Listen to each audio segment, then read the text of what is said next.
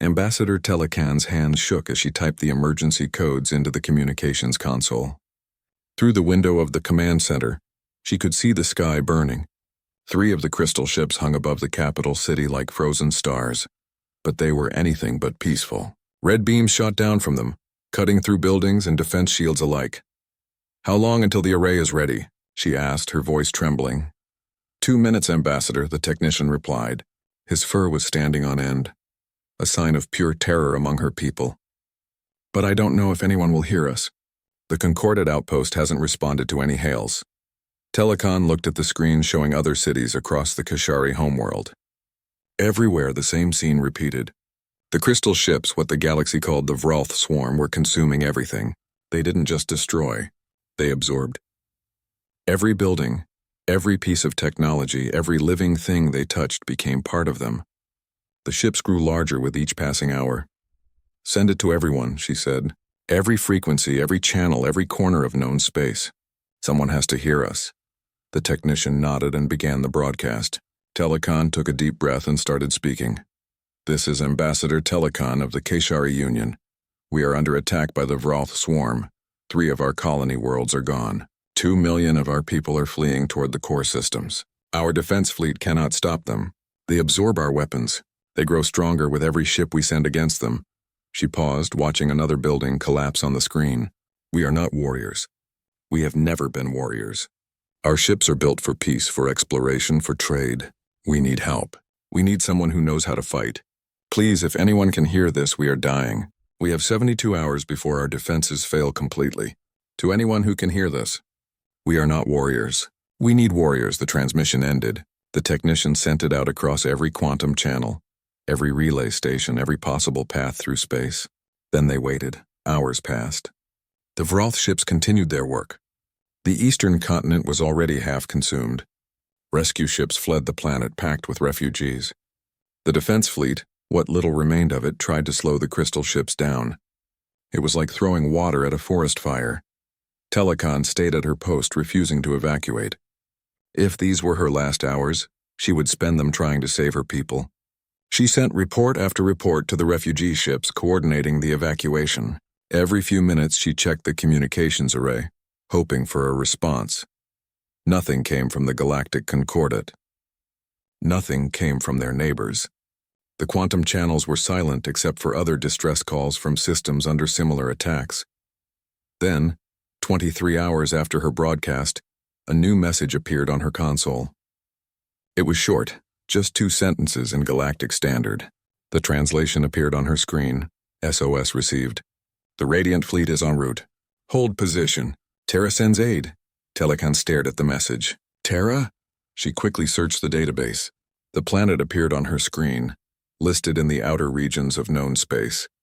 The entry was marked with multiple warning symbols. Class 9 Deathworld. Extreme gravity.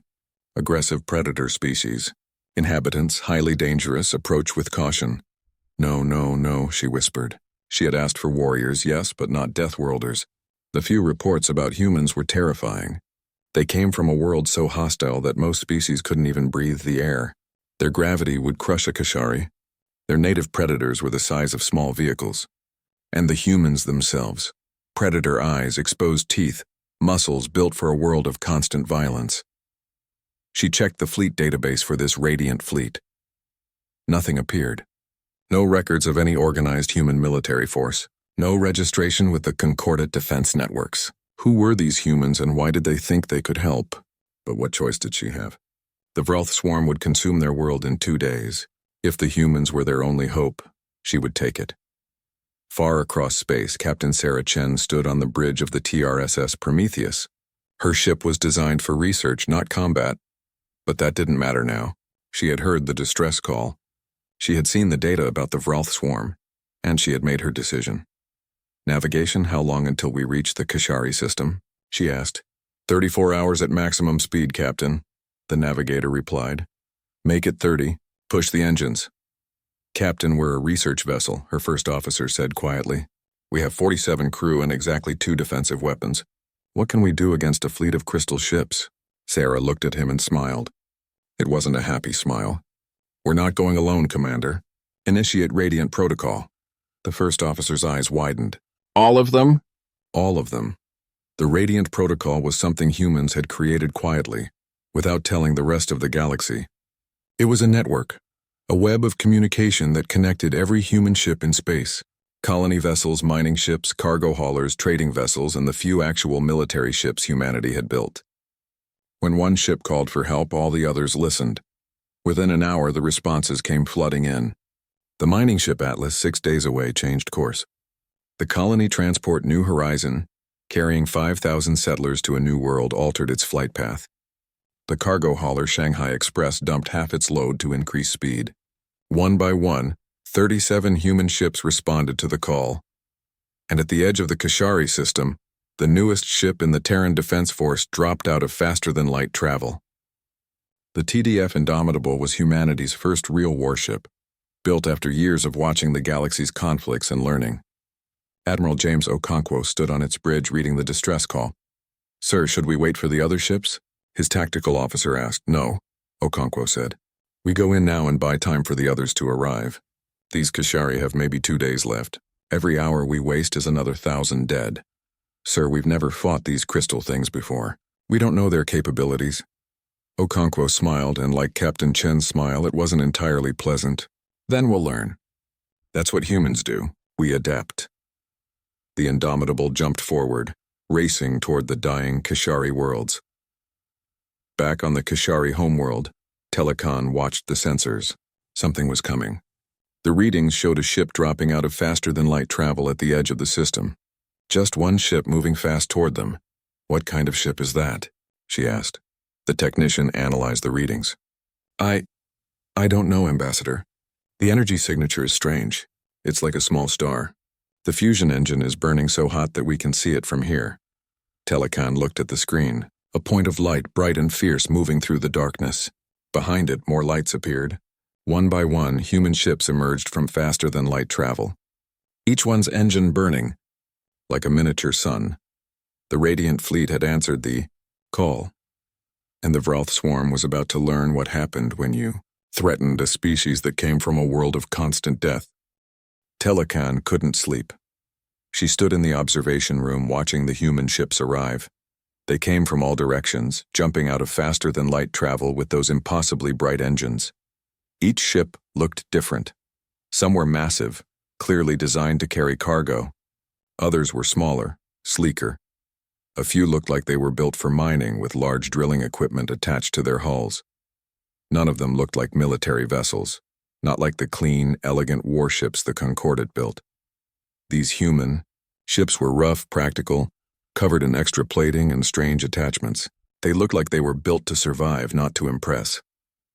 "Ambassador, we're receiving a transmission from the human fleet," her assistant said. A face appeared on the screen. The human was female, with dark skin and short black hair. Her eyes faced forward, like a predator's eyes. Telecon tried not to shiver. "This is Admiral James Okonkwo of the Terran Defense Force ship Indomitable," the human said. His voice was deep and calm. "We're here to help. I need to speak with your military commander." "I am Ambassador Telecon. Our military commander is dead. The Vralth killed him 3 days ago. I'm coordinating what's left of our defense." The Admiral nodded. "I'm sorry for your loss. We're going to need detailed information about the enemy. Weapon types, attack patterns, everything you have. I'm also sending down a ground team to coordinate with your people." "Admiral, with respect, how many ships do you have?" "The Vralth fleet has over 200 vessels." The human smiled slightly. "We have 37 ships, but we're humans, Ambassador. We don't need to outnumber the enemy. We just need to outsmart them." The transmission ended. Telecon felt her hope dying. 37 ships against 200? What could these humans do? 6 hours later, the first human shuttle landed at the main refugee center. Telecon went to meet them, bringing her security team. When the shuttle door opened, she got her first real look at humans in person. They were terrifying. The lead human was tall, much taller than any Kashari. His body was thick with muscle, built for a high-gravity world. He wore a dark uniform with strange equipment attached to it. On his hip was a weapon, something that looked primitive and brutal. His eyes scanned the area with constant alertness, never staying still. "Ambassador Telekan?" he asked. His voice was rough. "I'm Lieutenant Marcus Webb, Terran Marines. We're here to help coordinate the defense." "Lieutenant," Telekan said, trying to keep her voice steady. "Welcome to our world. Though I fear there may not be much world left to welcome you to." Webb looked at the burning sky. Crystal ships hung in the distance, still consuming the eastern continent. "We'll see about that. Where's your command center?" As they walked, more humans emerged from the shuttle. Telekan counted 8 of them, all moving with that same predatory grace. They carried weapons openly, which made her people nervous. The Kashari only used weapons for hunting small animals. Seeing sentient beings armed for war was disturbing. "Lieutenant, can I ask you something?" Telekan said. "Sure. Why did you come? Your people barely know us. This isn't your war." Webb stopped walking and looked at her. His eyes were serious. "Ambassador, when someone sends a distress call, you answer. That's what decent people do. And yeah, maybe this isn't our war, but those crystal things are killing innocent people. That makes it our business." "But 37 ships are more than you had an hour ago," Webb interrupted. "Look, I won't lie to you. We're outnumbered. We might lose, but we're humans. We come from a world that tried to kill us every single day. We learned how to win against bad odds. We learned how to fight dirty. And we learned that sometimes you don't run away. You stand your ground and make the other guy regret attacking." They reached the command center. Webb's team immediately began setting up their equipment, connecting it to the Kashari systems. Within minutes, they had linked the refugee center to the human fleet above. Admiral Okonkwo appeared on the main screen. Behind him, Telekan could see the bridge of the Indomitable. It looked nothing like a Concordate ship. Everything was functional, efficient, with no decoration. The crew moved with purpose, calling out reports in clear voices. "Admiral, ground team is in position," Webb reported. "Good. Ambassador Telekan, I need you to tell me everything about the Vralth swarm. How do they fight? What weapons do they use? What have you tried that didn't work?" Telekan brought up the tactical data. "They use energy beams, primarily in the red spectrum. They cut through our shields like they're not there. We've tried plasma weapons, laser cannons, particle beams. Nothing works. They just absorb the energy and grow stronger." "Energy weapons," Okonkwo repeated. He looked at someone off screen. "What do you think, Commander?" Another human appeared.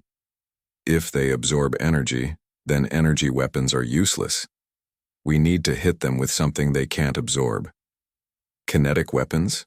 Okonkwo asked. "Kinetic weapons." Telekan didn't understand.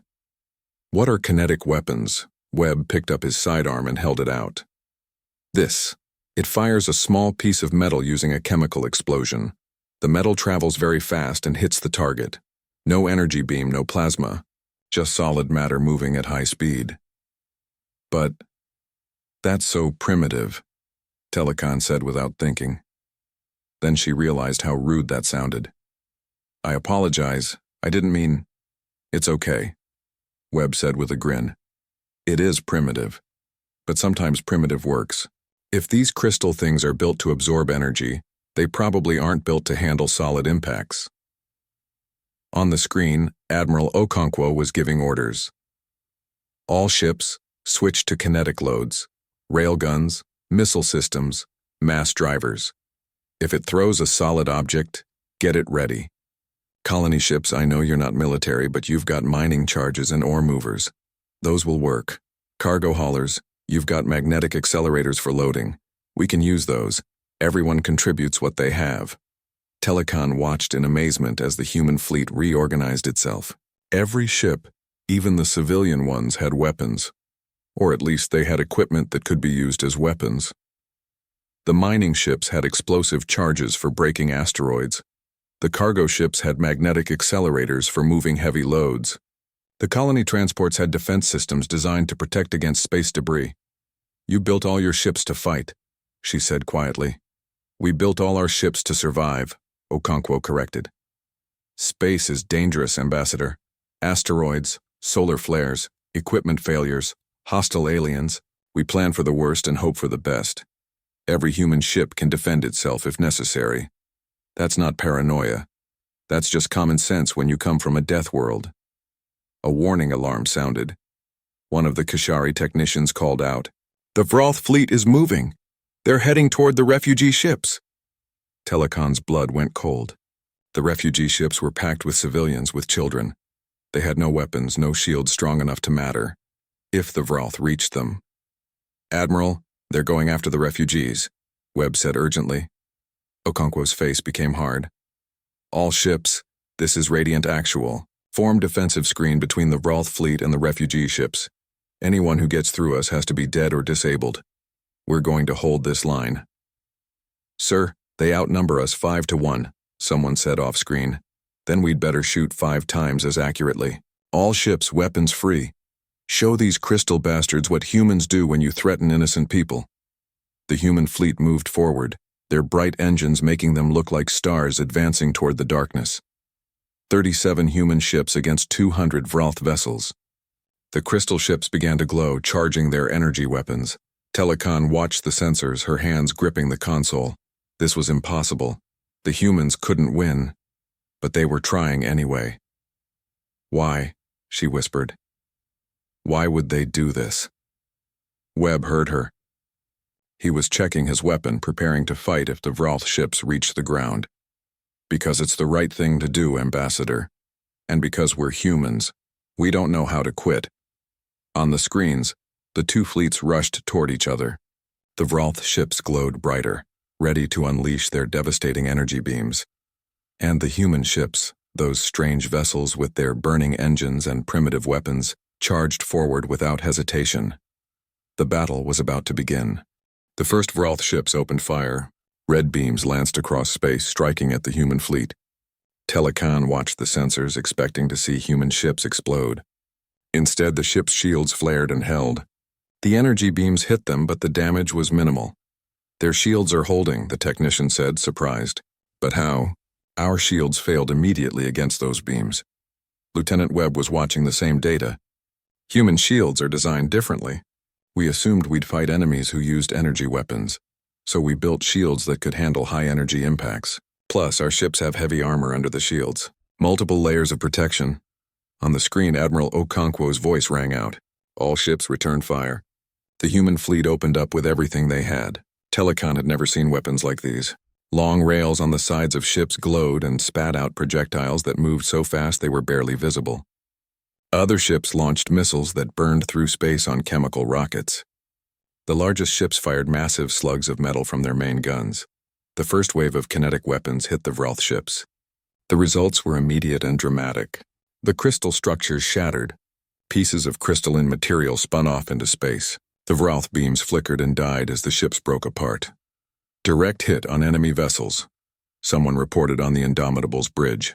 23 Vroth ships destroyed. Repeat, 23 destroyed.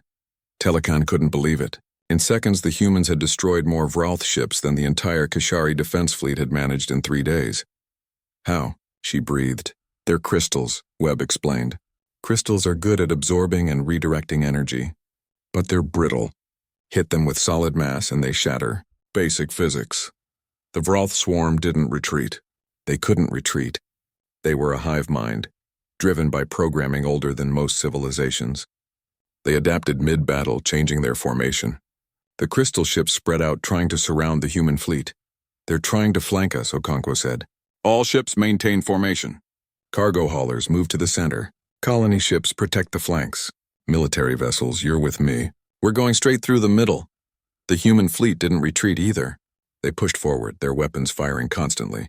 More Vroth ships shattered under the kinetic bombardment. But the swarm had numbers on their side. For every crystal ship destroyed, 2 more moved into position. Then one of the human cargo ships, the Shanghai Express, took multiple hits. Its shields failed. Red beams cut into the hull, slicing through the armor. The ship began to list, venting atmosphere. "Shanghai Express is hit," Webb said quietly. "They're losing hull integrity." Telecon watched in horror as the damaged ship continued to fight. Even with massive holes in its hull, even as sections broke away, the ship's weapons kept firing. "Why don't they retreat?" "Their ship is dying." Because the refugee ships are behind us, Webb said simply. If the Shanghai Express retreats, it creates a gap in the line. The Vralth could get through. The Shanghai Express fired its last missiles, destroying 3 more Vralth ships. Then its engines exploded in a bright flash.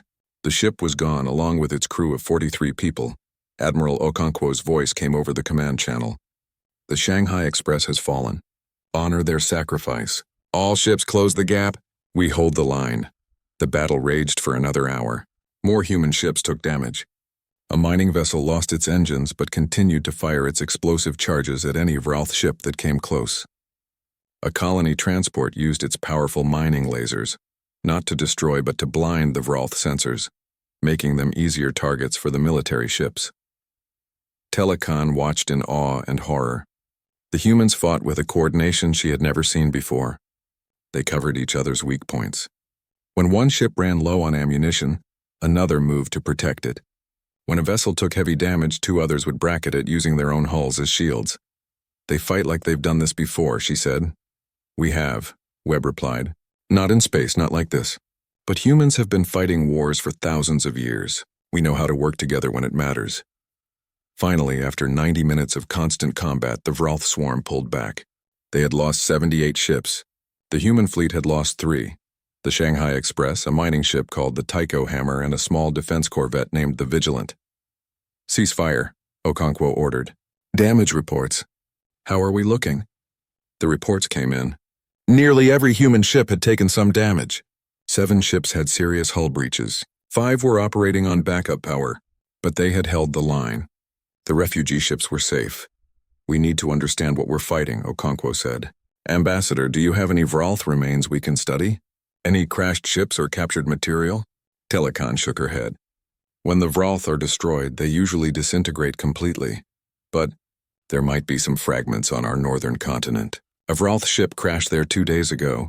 Send us the coordinates. I'm sending down a science team. 6 hours later, Telekan stood in a laboratory with a human woman named Dr. Yuki Tanaka. The scientist was examining fragments of Vralth crystal under various instruments. Her excitement was obvious despite the dire situation. This is fascinating, Dr. Tanaka said. These crystal structures are unlike anything I've ever seen. They're not just mineral formations. They're almost like computer processors made of crystal. Each piece can store information and transmit it to other pieces. They're a hive mind, Telekan said. We knew that much. They think as one. More than that.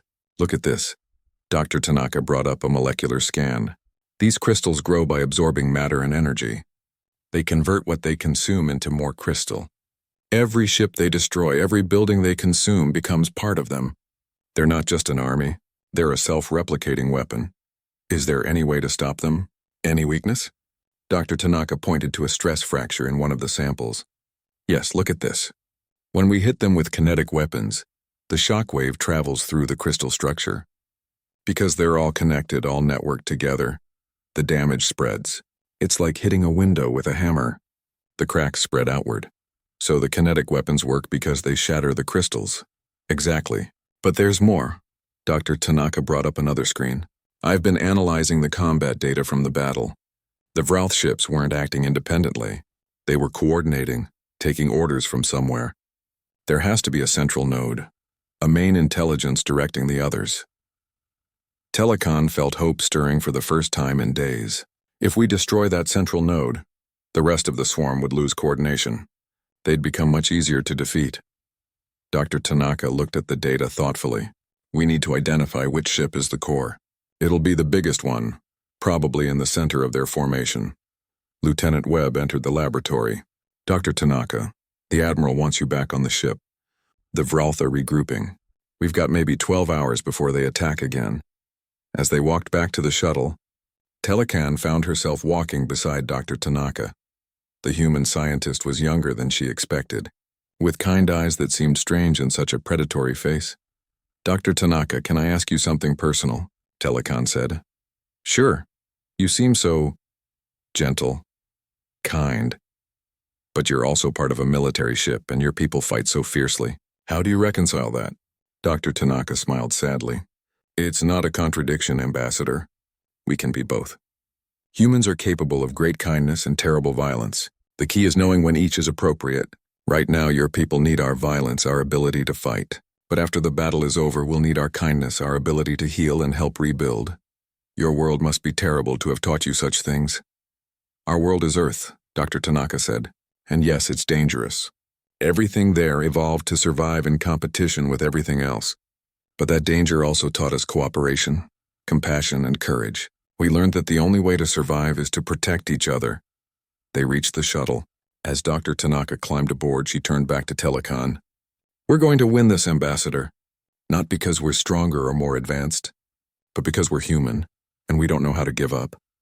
The shuttle lifted off, carrying the humans back to their fleet.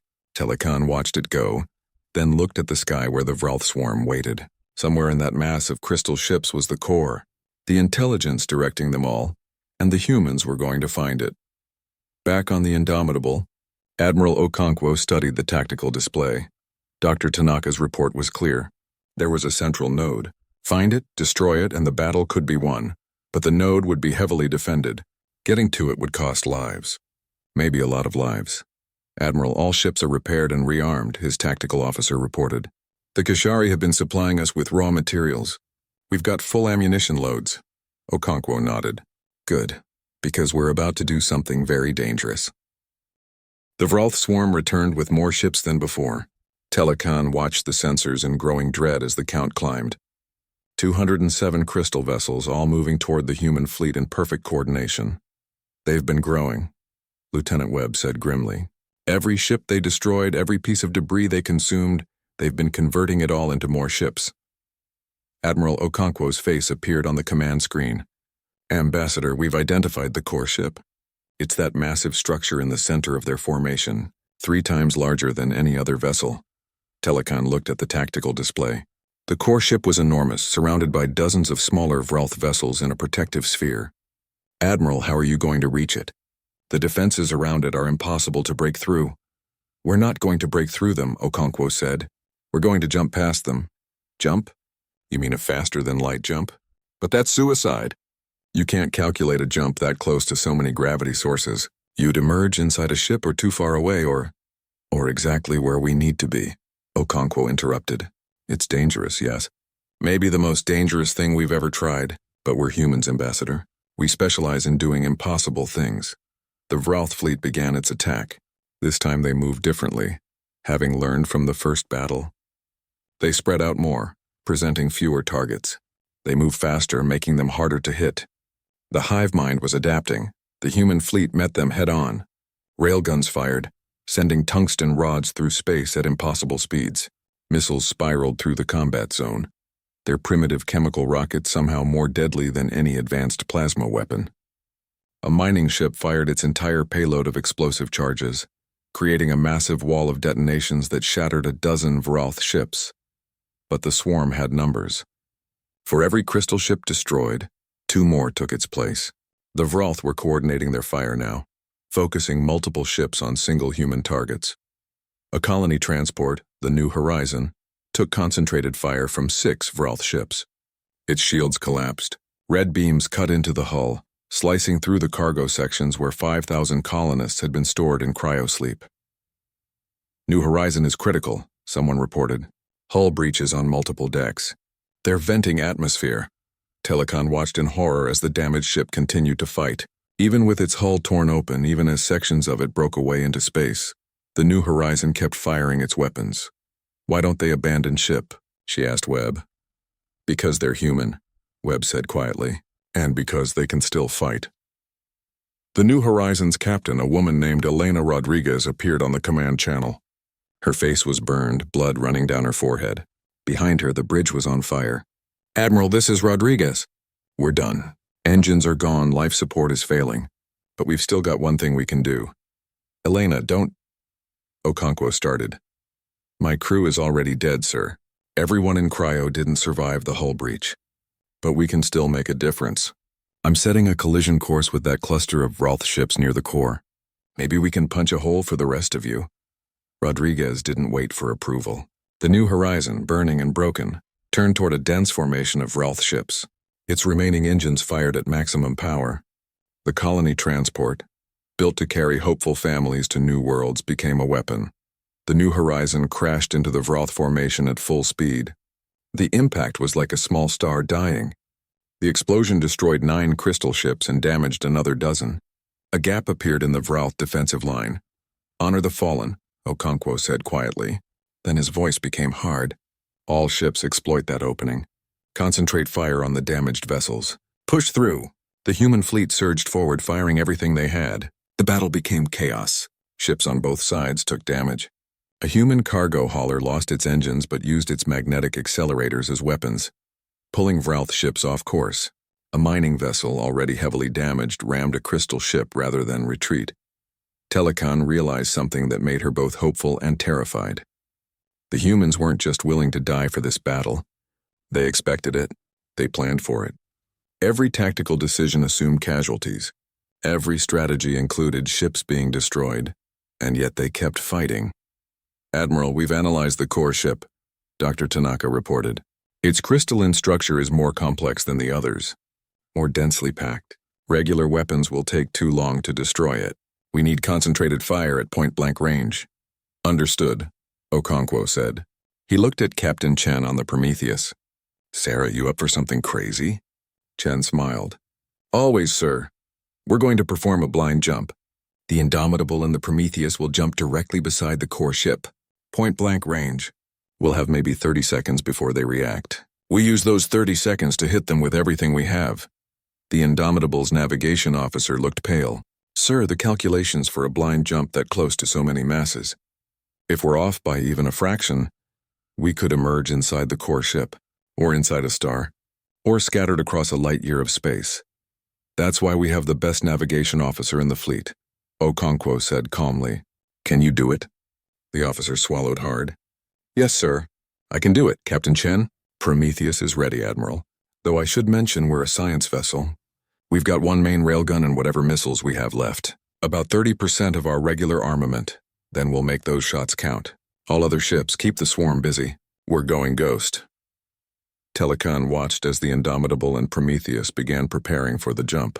Both ships maneuvered away from the main battle, positioning themselves for the faster-than-light leap. Their engines glowed even brighter than usual, building power for the jump. "This is insane," Telekan whispered. "Even if they survive the jump, they'll be alone next to the core ship, surrounded by dozens of Vroth vessels. They'll be torn apart." Webb was watching the tactical display intently.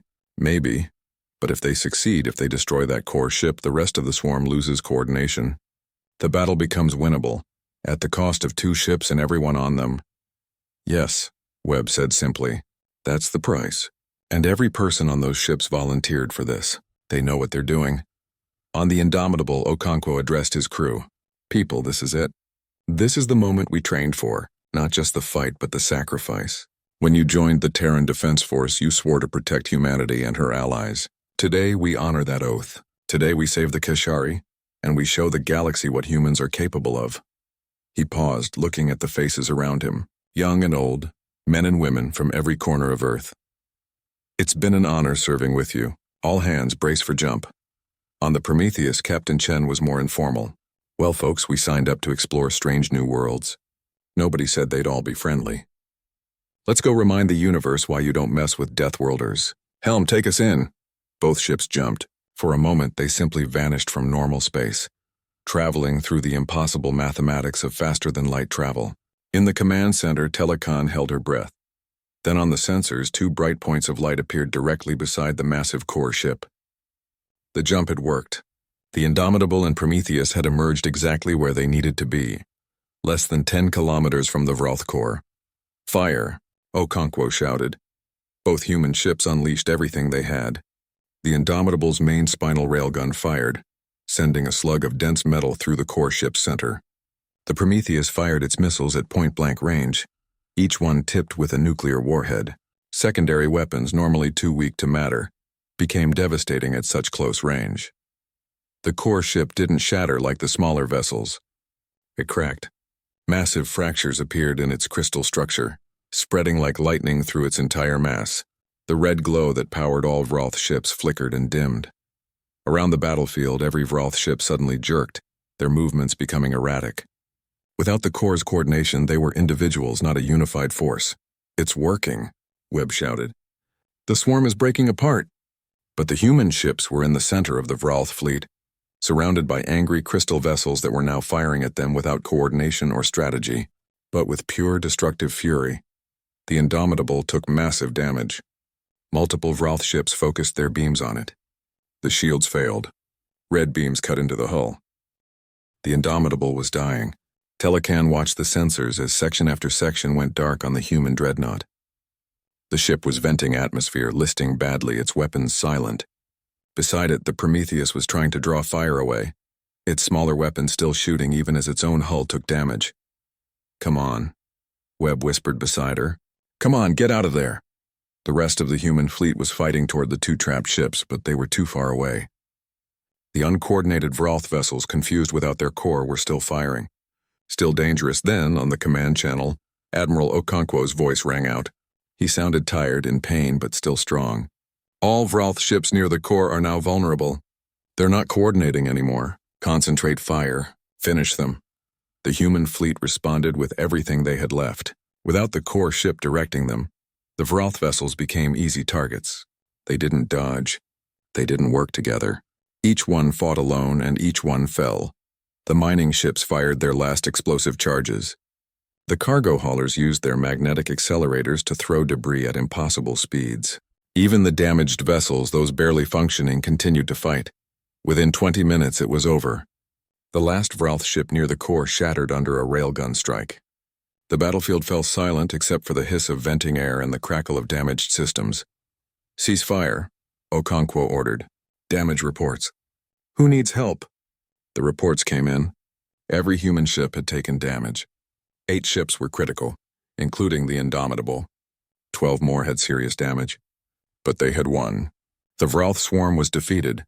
"Get rescue teams to the Indomitable and Prometheus immediately," Okonkwo said. "I want everyone who can be saved, saved. We didn't come all this way to lose people in the aftermath." For the next 6 hours, the human fleet worked to save their own. Ships with functioning medical bays took in wounded. Engineers moved from vessel to vessel, patching hull breaches and restoring life support. It was organized chaos, but it worked. Telecan watched from the command center as human rescue teams moved through the wreckage of their own ships. They didn't give up on anyone. They cut through twisted metal to reach trapped crew members. They shared oxygen supplies. They risked their own lives to save others. "They care for each other," she said softly. Webb nodded. "Of course we do. We're a pack species, a tribe species. We protect our own. That's what it means to be human." 3 days later, the Kashari system was secure. The last few Vralth ships, those that had been on the edges of the system, were hunted down and destroyed. The human fleet, battered but intact, remained in orbit around the Kashari homeworld. Telecan stood in a large assembly hall, one of the few buildings still intact. Around her were thousands of Kashari refugees, the survivors of the attack. At her side stood Lieutenant Webb and Dr. Tanaka. Admiral Okonkwo appeared on a large screen, broadcasting from the Indomitable's medical bay. He had been injured in the battle but refused to leave his post.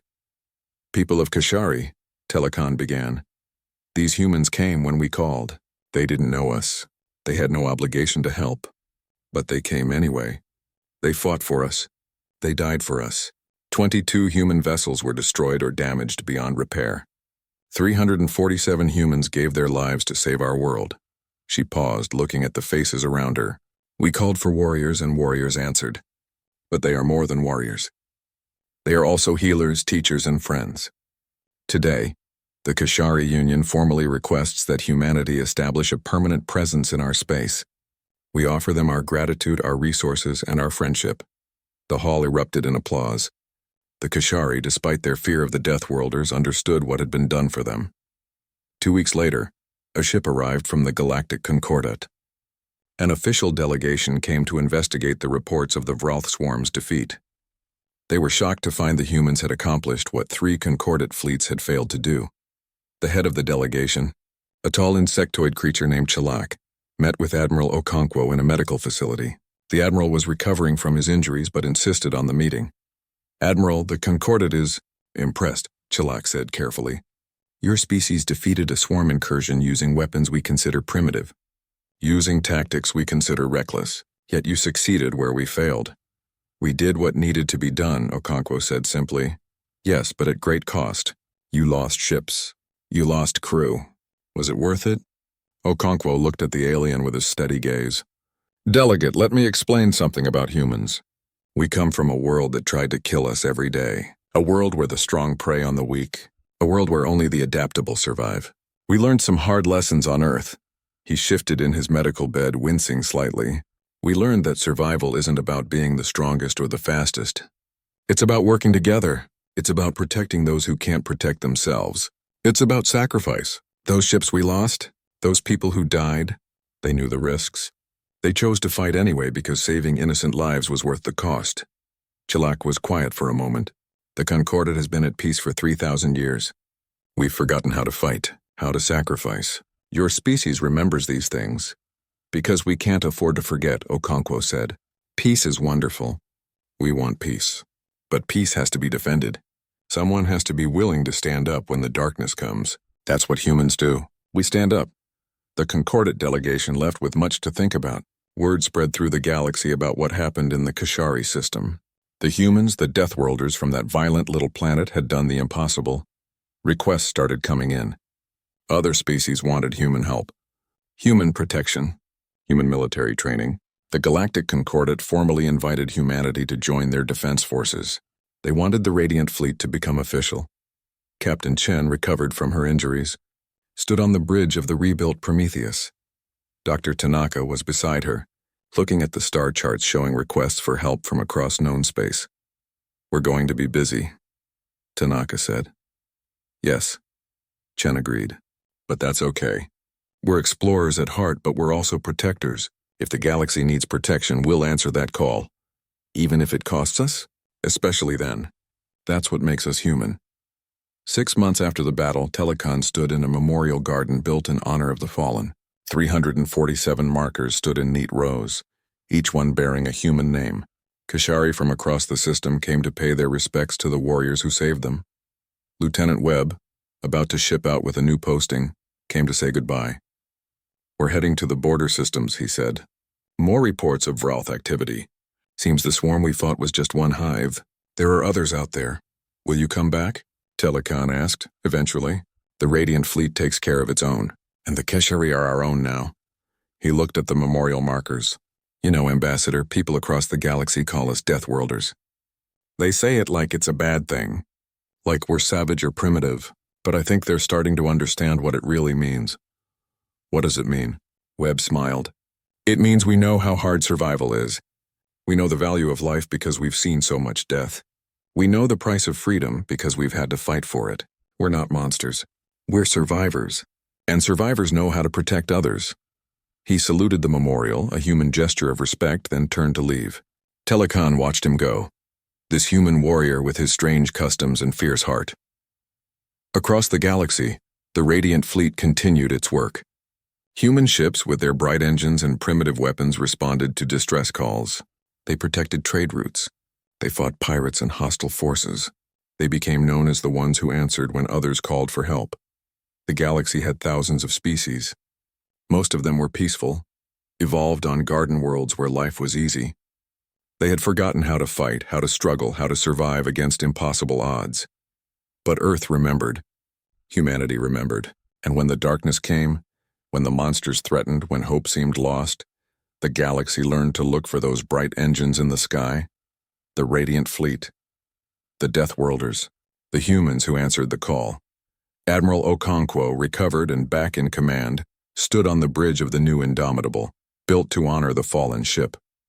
He looked at the star charts showing distress signals, requests for help, cries for aid.